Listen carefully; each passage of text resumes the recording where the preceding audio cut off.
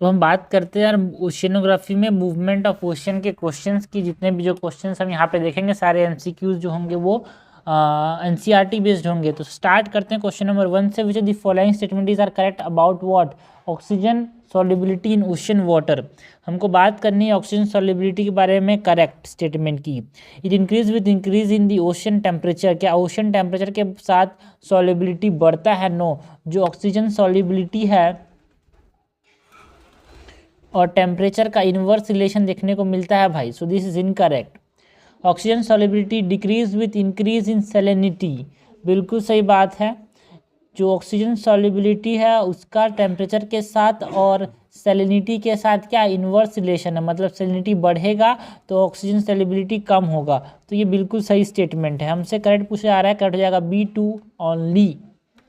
Question number 2 है consider the following statement. हमसे incorrect पूछा जा रहा है। salinity increase the porosity of the soil and the water holding capacity of the soil। क्या salinity के बढ़ने के साथ जो सॉइल होता है वो पोरस हो जाता है, उसकी वाटर होल्डिंग कैपेसिटी बढ़ जाती है? क्या ये स्टेटमेंट सही है भाई? गलत है। बिकॉज salinity मतलब सैलिनाइजेशन से क्या होता है, सॉइल इम्परमेबल हो जाता है। ठीक है, तो उसकी वाटर होल्डिंग कैपेसिटी क्या हो जाती है, कम हो जाती है। सो दिस इज इनकरेक्ट यार। Estuaries have low salinity than open ocean. देखो एस्चुरीज के अंदर है ना क्या होता है भाई, fresh water and land water mix करता है, तो वहाँ पे कोस्टल एरियाज है ना, क्योंकि फ्रेश वाटर का इन्फ्लक्स देखने को मिलता है, लेस सैलिनिटी होता है यहाँ पे compare to the ocean water. तो ये बिल्कुल सही लगेगा। But estuaries have lower salinity than open ocean. बिल्कुल सही बात है यार। इनका हमसे पूछा है तो 1 only.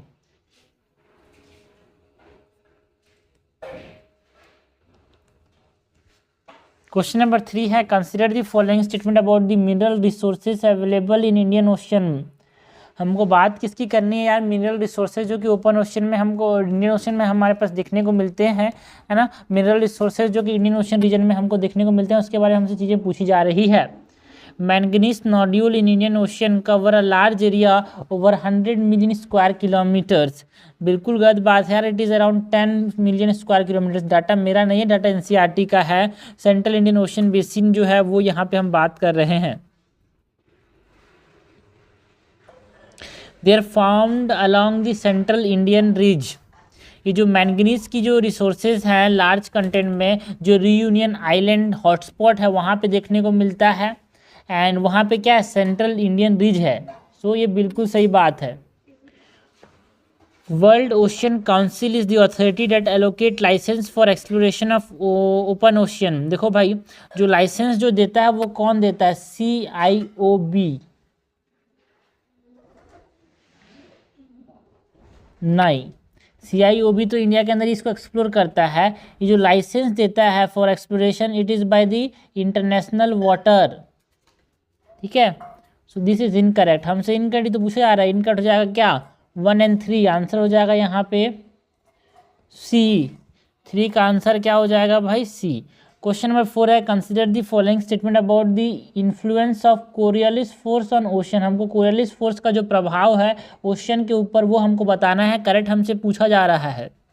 The Coriolis force and that is the force that is due to the rotation of the earth. ठीक है, तो क्या पूछा जा रहा है? Coriolis force intervene and curves the water to move to the left in the southern hemisphere and to the right in the northern hemisphere. जो water है वो कहाँ जाता है भाई? साउदर्न हेमिस्फीयर में एंड नॉर्दर्न हेमिस्फीयर में। तो साउदर्न हेमिस्फीयर में कहाँ जाएगा? इस प्रकार से जाएगा। नॉर्दर्न हेमिस्फीयर में इस प्रकार से जाएगा।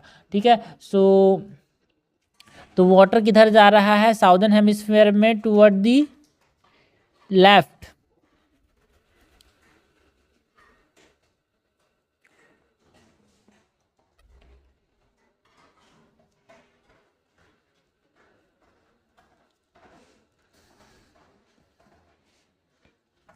in the southern hemisphere and right in the northern hemisphere. So this is correct. Sargasso Sea is the result of circular current due to Coriolis force. बिल्कुल सही बात है। सारागासो सी में क्या होता है? सर्कुलर मूवमेंट देखने को मिलता है। है ना।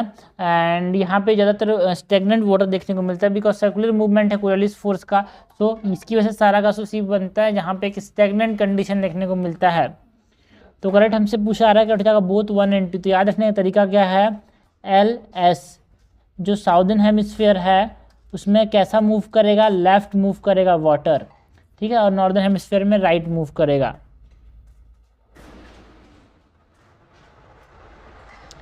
क्वेश्चन नंबर 5 है, arrange the following ocean current from west to east. ठीक है, ओशन करंट को हमको अरेंज करना है फ्रॉम वेस्ट टू ईस्ट। तो सपोज करो ये इंडिया का मतलब वर्ल्ड का मैप है, तो हमको वेस्ट से ईस्ट की तरफ यहाँ पे हमको उसको मेजर करंट अरेंज करना है। तो हम्बोल्ट करंट सबसे पहले कौन सा करंट होगा भाई, कैलिफोर्निया करंट। यहाँ पे कैलिफोर्निया है तो कैलिफोर्निया करंट होगा। यहाँ पे नॉर्थ अमेरिका, यहाँ पे साउथ अमेरिका, यहाँ पे अफ्रीका, यहाँ पे यूरोप, यहाँ पे एशिया, यहाँ पे इंडिया, यहाँ पे ऑस्ट्रेलिया, यहाँ पे साउथ ईस्ट एशिया। ठीक है, तो यहाँ पे कैलिफोर्निया करंट, तो ये 4 नंबर का यहाँ पे होगा। सबसे वेस्ट में क्या होगा, कैलिफोर्निया करंट, तो ये इनकरेक्ट हो जाएगा, ये इनकरेक्ट हो जाएगा, ये इनकरेक्ट हो जाएगा। कैलिफोर्निया करंट के बाद क्या देखने को मिलेगा भाई, हम्बोल्ट करंट। हम्बोल्ट करंट कहाँ पे देखने को मिलता है अपने को, हम्बोल्ट करंट कहाँ पे देखने को मिलता है, साउथ अमेरिका में अपने पास यहाँ पे हम्बोल्ट करंट देखने को मिलेगा। ओके, सो ये पहला नंबर हो गया कैलिफोर्निया करंट। उसके बाद पेरू करंट या फिर हम्बोल्ट करंट सेम बात है, तो ये हो गया फर्स्ट। ठीक है, कैलिफोर्निया करंट, फिर हम्बोल्ट करंट, फिर यहाँ पे बेनेगुला करंट। ठीक है, बेनेगुला करंट के बाद कैनरी जो है वो, सॉरी बेनगुला बाद में, पहले यहाँ पे कैनरी होगा फिर यहाँ पे बेनगुला होगा। So this is Canary, this is Benguela. तो ये करेक्ट आंसर क्या जाएगा 3। सबसे पहले तो यहाँ पे कैलिफोर्निया करंट, फिर हम्बोल्ट या फिर पेरू करंट, फिर कैनरी करंट, फिर बेनगुला करंट। तो आंसर हो जाएगा डी, वेस्ट टू ईस्ट हमको करना है यहाँ पे अरेंज। आगे बढ़ते हैं भाई, क्वेश्चन नंबर 6 देखते हैं, which are the following statement regarding ocean deposit. हमको बात किसकी पूछी जा रही है, ओशन डिपॉजिट के बारे में पूछा जा रहा है। Placer deposit are lighter minerals that have been weathered and eroded. Placer deposit, बच्चे को पता है प्लेसर डिपॉजिट्स क्या होते हैं यार। प्लेसर डिपॉजिट जो कि एक जगह से दूसरी जगह देखने को मिलते हैं, है ना। वल्नरेबल हैवी मिनरल्स देखने को मिलते हैं, so this are not lighter minerals, है ना। सो ये लाइटर मिनरल्स नहीं होते भाई, यहाँ पे हैवी मिनरल्स देखने को मिलते हैं प्लेसर डिपॉजिट्स में। ठीक है, so this is incorrect. Indian प्लेसर deposit contain largest monazite reserve in the world. बिल्कुल सही बात है, इंडिया के अंदर जो प्लेसर डिपॉजिट्स लाइक मेराइन प्लेसर डिपॉजिट की हम बात करें, जो कि कॉन्टिनेंटल शेल्फ में हमको देखने को मिलते हैं, एंड यहाँ पे जो होता है हाईएस्ट मोनाजाइट कंटेंट देखने को मिलता है, मोनाजाइट रिजर्व्स यहाँ पे। ओके, सो दिस इज बिल्कुल करेक्ट यार, मोनाजाइट मतलब थोरियम रिजर्व। के Kerala coast has the highest reserve of thorium in India. बिल्कुल सही बात है, thorium is extracted from monazite sand, ये भी सही बात है। करेक्ट हमसे पूछा जा रहा है, कट जाएगा 2, 3 एंड 4, आंसर हो जाएगा सी। क्वेश्चन नंबर 7 है, which the following ocean current encloses the Sargasso Sea. Sargasso Sea जहाँ पे कोरियोलिस फोर्स से 0 होता है, इसके अंदर कौन कौन से ओशन करंट यहाँ पे इसको एनक्लोज करते हैं, ये हमसे पूछा जा रहा है। सो ऊपर की तरफ कौन सा होगा यार, नॉर्थ अटलांटिक ड्रिफ्ट। ठीक है, एंड गल्फ स्ट्रीम देखने को मिलता है यहाँ पे,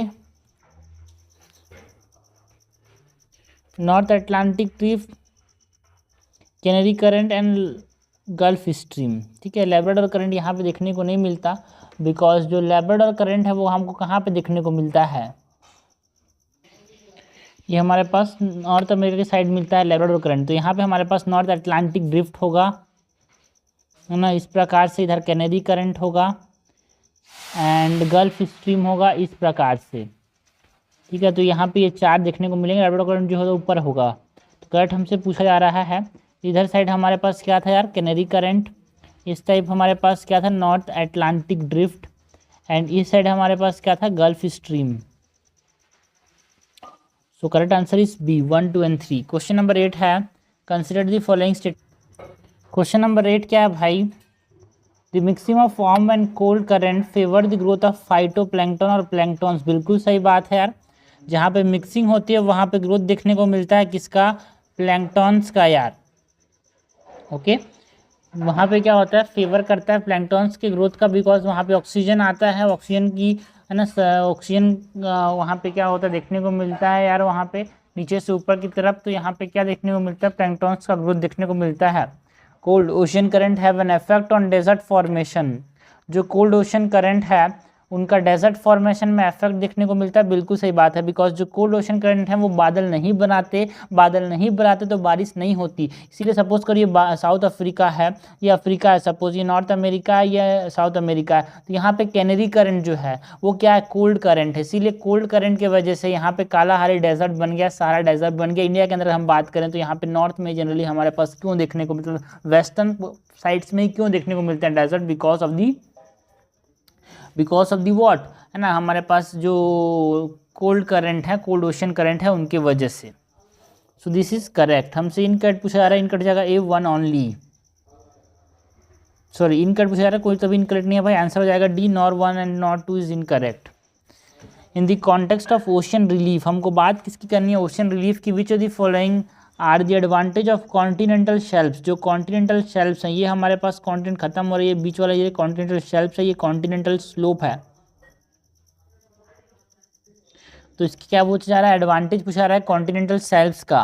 प्रोवाइड रिचेस्ट फिशिंग ग्राउंड, जो कॉन्टिनेंटल शेल्फ्स है वो फिशिंग ग्राउंड प्रोवाइड करते हैं क्या, क्या ये स्टेटमेंट सही बात है यार, बिल्कुल सही बात है।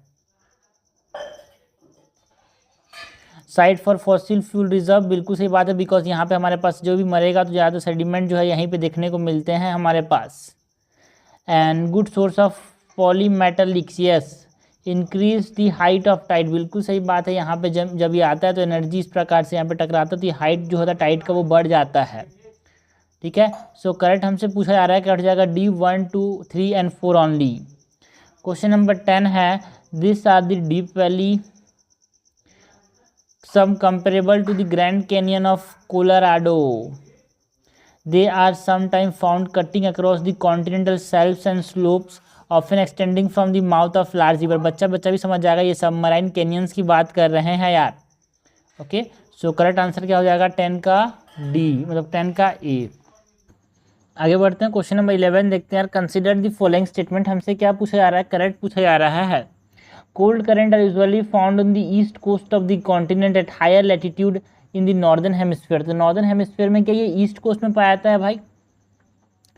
सिंपल सा लॉजिक है, देखो जो कोल्ड करंट होते हैं ना वो ईस्ट कोस्ट में पाए जाते हैं, कहाँ पे, हायर लैटिट्यूड्स के अंदर, हायर लैटिट्यूड्स के अंदर ईस्ट कोस्ट में। बट अगर दी मिड लैटिट्यूड ये कहाँ पाए जाते हैं, मिडिल या फिर लो लैटिट्यूड्स में ये कहाँ पे पाए जाते हैं, on the western coast. But on the higher latitude ये ईस्ट में पाए जाती है, बिल्कुल सही बात है। इसीलिए तो जो मिडिल लैटिट्यूड्स है वहाँ पे क्या होता है, वेस्टर्न कोस्ट में मिलते हैं, इसीलिए ज़्यादा जो डेजर्ट्स हैं वो कहाँ पे है, वेस्टर्न कोस्ट में है। Warm current are usually found in the east coast of the continent in the low and middle latitude, बिल्कुल सही बात है यार। ठीक है, वार्म करंट जो है जहाँ पे उल्टा है ना, because cold currents are form in the western coast in the middle and low latitudes, तो ये ईस्टर्न कोस्ट में पाया जाएगा warm current. So this both statements are correct. Question number 12 है, consider the following statement. Continental shelf is the shallowest part of the ocean. जो continental shelf होते हैं वो शैलोएस्ट पार्ट होते हैं, कम गहरे पार्ट होते हैं। क्या ये स्टेटमेंट सही है भाई, बिल्कुल सही है। The widest of the continental shelf remain the same in almost all of the ocean. जो वाइड विड्थ है, विड्थ हर जगह सेम होगा, बच्चा भी सही कर देगा इसको, गलत है भाई, हर जगह सेम नहीं होगा विड्थ। करेक्ट हमसे पूछा जा रहा है, करेक्ट जाएगा A1 ओनली। क्वेश्चन नंबर 13 क्या है यार, which statement among the following about minor ocean relief feature is correct. हमको माइनर ओशन रिलीफ फीचर्स के बारे में करेक्ट पूछा जा रहा है। Ridges are formed along a convergent boundary. जो रिज होते हैं क्या वो कन्वर्जेंट बाउंड्री के अंदर बनते हैं भाई। देखो जो रिजेस होते हैं लाइक मिड ओशन की बात करूँ, डाइवर्जेंट प्लेट बाउंड्रीज के अंदर बनती है, जैसे कि दूर जा रहे हैं जो लोग। दिस इज इनकरेक्ट यार। Trenches are formed along the divergent boundaries. यार जो दूर जा रहे हैं उनमें डाइवर्जेंट प्लेट बाउंड्रीज में बनते हैं क्या, no, trenches are generally form in the convergent plate boundaries. तो एक नीचे गड्ढा में जाता है, एक के ऊपर एक घुस जैसे चला जाता है, तो यहाँ पे ट्रेंचेस का फॉर्मेशन हो जाता है। So this is also incorrect. Canyons are the result of depositional landforms, ना भाई, canyons are the result of erosional landform. तो यहाँ पे कोई गलत है क्या, कोई सही है क्या, नहीं, कोई सही नहीं, आंसर हो जाएगा नॉन ऑफ दी अबव।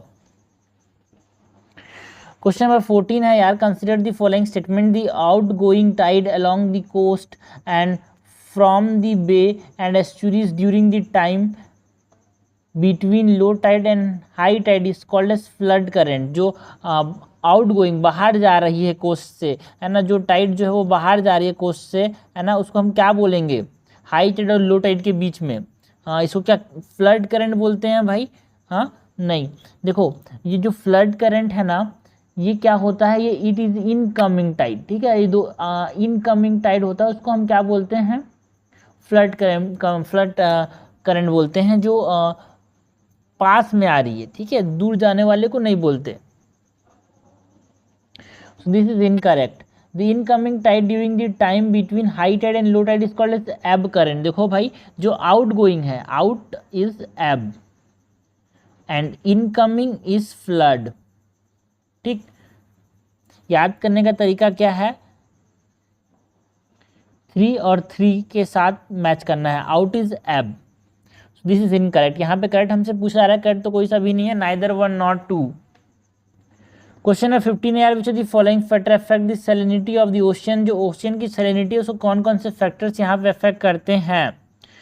तो क्या जो इवापोरेशन एंड प्रिसिपिटेशन अफेक्ट करेगा, बिल्कुल सही, जहाँ पे इवापोरेशन ज़्यादा होगा सैलिनिटी ज़्यादा होगा, इनफ्लो ज़्यादा होगा तो सैलिनिटी कम होगा। टेम्परेचर ऑफ द रीजन ये भी अफेक्ट करेगा, because in tropical region salinity higher होता है, बिकॉज वहाँ पे लेस अगर रेनफॉल है तो, है ना, जहाँ पे फ्रीजिंग होता है, थॉइंग होता है, वहाँ पे क्या होता है, वो भी अफेक्ट करता है। तो लैटिट्यूड भी अफेक्ट करता है, बिकॉज इक्वेटर में सैलिनिटी जो होता है वो लो होता है due to higher precipitation. Ocean currents जो है, क्या ये अफेक्ट करते हैं इसको, बिल्कुल अफेक्ट करते हैं यार, ठीक है, बिकॉज आप समझना, ओशन करंट जहाँ पे मिक्सिंग होगा वहाँ पे क्या होगा, थर्मोहाइलाइन देखने को मिलता है, फैसिलिटेट करता है थर्मोहाइलाइन सर्कुलेशन को। डेंसिटी भी अफेक्ट करता है यार, बिकॉज जहाँ पे डेंसिटी ज़्यादा होती है वहाँ पे वाटर होल्डिंग कैपेसिटी कम होती है और सैलिनिटी अफेक्ट होता है, कम हो जाता है। कोस्ट लाइन कन्फिग्रेशन भी अफेक्ट करता है क्या, ना भाई ना, कोस्ट लाइन का कॉन्फ़िगरेशन का सैलिनिटी से कोई लेना नहीं है। सो 6 इज इनकरेक्ट, आंसर हो जाएगा सी 1 2 3 4 5। क्वेश्चन नंबर 16 है यार, consider the following statement regarding horizontal distribution of temperature across ocean. हमको बात किसकी करनी है, हॉरिजॉन्टल डिस्ट्रीब्यूशन ऑफ टेम्परेचर की, ठीक है, नॉट वर्टिकल, गहराइयों में नहीं, हमको सतह में बात करनी है। सपोज करो ये ओशियन है, हमारे पास इंडिया का मैप है, ये हमारे पास नॉर्थ अमेरिका, ये साउथ अमेरिका, ये अफ्रीका, ये एशिया, ये यूरोप, ये इंडिया, ये ऑस्ट्रेलिया, ये north east Asia, south east Asia. तो ये हमारे पास क्या पूछा जा रहा है कि जो डिस्ट्रीब्यूशन ऑफ टेम्परेचर है, higher temperature of ocean is recorded at equator. भाई इक्वेटर में टेम्परेचर जो होता है ओशन का ज़्यादा होता है, कि ये स्टेटमेंट सही है भाई, देखो ये गलत स्टेटमेंट है, because the highest temperature of the ocean जो है वो 5 डिग्री नॉर्थ ऑफ इक्वेटर देखने को मिलता है भाई। रीज़न क्या है, बिकॉज हाई क्लाउड कवर होता है इक्वेटर के अंदर, तो उतना ज़्यादा यहाँ पे गर्मी नहीं हो पाती। So insulation of the sun warming ocean जो होता है वो कंपेरेटिवली लेसर होता है देन ट्रॉपिक्स। तो मैक्सिमम हाईएस्ट टेम्परेचर होता है 5 डिग्री नॉर्थ ऑफ इक्वेटर। ये इंपॉर्टेंट एनसीईआरटी की लाइन है। So this first statement is incorrect. The ocean water of the northern hemisphere are warmer than those of the southern hemisphere. जो northern hemisphere में जो समुद्र के जो पानी है वो ज़्यादा गर्म होता है देन दी साउदर्न हेमिस्फीयर। क्या ये स्टेटमेंट सही है भाई, बिल्कुल सही बात है, बिकॉज वहाँ पे लैंड ज़्यादा है, जहाँ पे लैंड ज़्यादा है वहाँ पे हीटिंग ज़्यादा होगी, है ना। तो ये सही स्टेटमेंट है, हमसे करेक्ट पूछा जा रहा है, करेक्ट हो जाएगा B2 ओनली। क्वेश्चन नंबर 17 है यार, consider the following statement regarding the waves of the ocean water. हमको बात किसकी करनी है, waves of the ocean water, हमसे करेक्ट पूछा जा रहा है। Wind is the main driving force behind wave. जो लहरें बनती है, वेव बनती है, उसमें मेन ड्राइविंग फोर्स क्या है, विंड है क्या, बिल्कुल सही बात है। Waves occur both in surface as well as in deep ocean water. क्या डीप ओशन वाटर में वेव्स बनते हैं, no, it is only in the surface. Actual motion of the water beneath the wave is circular. जो हमारे पास suppose करो सतह में इस तरह से मोशन कर रहा है, तो जमीन के नीचे में कैसा मोशन होगा, सर्कुलर होगा। सो दिस इज करेक्ट, हमसे करेक्ट पूछा जा रहा है, करेक्ट हो जाएगा C 1 and 3 only. Question number 18 है यार, consider the following statement regarding tides. हमको बात किसकी करनी है? टाइड्स की बात करनी है, लहरों की बात करनी है। Tides are horizontal movement of ocean water. क्या टाइड्स में हॉरिजॉन्टल मूवमेंट देखने को मिलता है? No, this are vertical movement. ये वाटर तो इस प्रकार से टाइड्स होगा ना, तो इट इज वर्टिकल मूवमेंट यार, not horizontal. Each place on the earth experience two tide, two high tide and two low tide every day. हर दिन क्या होगा? 2 हाई टाइड होगा, 2 लो टाइड होगा। क्या ये स्टेटमेंट सही है भाई? नहीं, डिफरेंट टाइप्स ऑफ टाइड देखने को मिलते हैं। हर प्लेस में 2 हाई 2 लो नहीं होते, ठीक है। कहीं पे सेमी डायर्नल टाइड्स होते हैं, कहीं पे डायर्नल टाइड्स होते हैं, कहीं पे मिक्स टाइड होते हैं। सो दिस इज इनकरेक्ट यार। तो आंसर क्या बच रहा है? See, tides are the result of gravitational force of moon only. गलत बात है, it is gravitational force of moon and sun, ठीक है। सो इट इज़ इनकरेक्ट यार। तो करेक्ट यहाँ पे कोई सा भी नहीं, आंसर हो जाएगा डी। तो ये हमने क्वेश्चंस देखे regarding what, regarding the movement of ocean. इससे पहले हमने ओशनोग्राफी के अंदर रिलीफ ऑफ ओशंस की बात की, उसके बाद हमने बात की what the movement of ocean के एमसीक्यूज की।